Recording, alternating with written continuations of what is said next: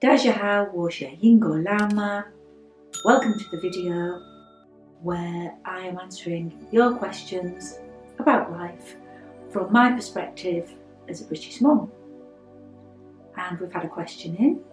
So Jack, what's the question that we've received today?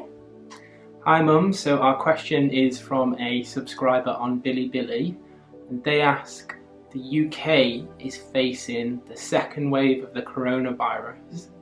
Now obviously that's quite a stressful thing, so the subscriber would like to know, how are you dealing with the stress during this pandemic? That's a really great question and really topical. Yes, thank you for sending that in. So I thought I'd start by answering that really great question with maybe trying to share with you what I think stress is and how it impacts me in my life here in the UK. So there's three ways for me. The first way is maybe by feeling out of control. And wow, COVID-19 really has probably made us all feel really out of control and out of our comfort zones. The second way that I can experience stress is by feeling that I've got too much to do and too little time.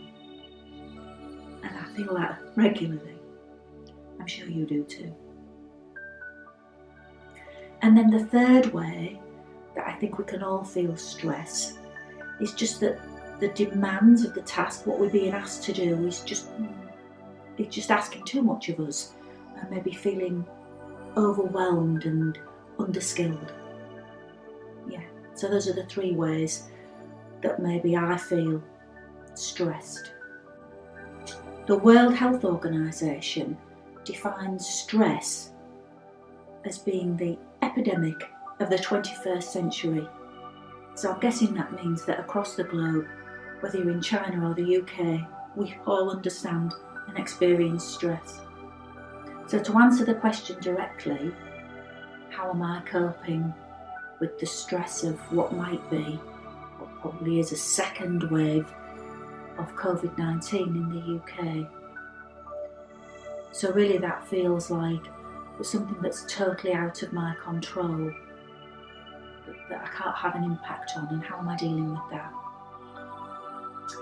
So what I'm really trying to do is look at 4 areas of my life in order that I can gain back control and that maybe I can feel more resilient and more adaptive to what a COVID-19 environment is hitting me with.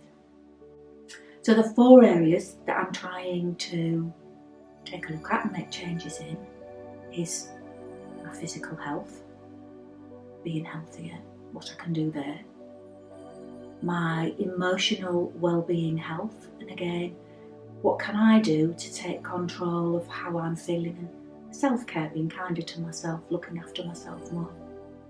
The third way is about lifestyle changes, how I'm living my life in the round as a whole. And the fourth and final way that I'm looking at, in order to support myself and reduce my stress and gain more control over my life in this COVID-19 environment, is about getting support in my support networks. And on that final point, normally the way that I, and I think most of us, would get support from support networks is from family and friends, and is by being closer to them and being more social. And that's difficult right now when we're being asked to be socially distant. So I thought I would just focus on just one thing that I am doing in trying to help myself adapt and stay resilient and cope with stress. And maybe this is something that you could try too, and get back to me and let me know of if this helps, and also about your ideas. So I found myself increasingly using technology in order to build up my social networks, which is really good. But it has a downside as well, in the fact that I've been on my mobile phone most of the time, and I'm conscious of the fact that that blue light produced by your screen, looking at your screen, your laptop, your computer, your mobile phone, even your TV, that blue light alters our circadian rhythms and affects the way that we sleep and reduces the quality of our sleep. And therefore we wake up and we might not be as well rested, we might be grumpier, we might not be able to cope with life as well. And so what I'm trying to do is put my mobile phone on flight mode during the night, is to try and not look at any pieces of technology equipment, my phone, my laptop, my TV, 90 minutes before I go to sleep. Wow, that's been hard. No TV, no texts, no WhatsApp, 90 minutes before I go to sleep.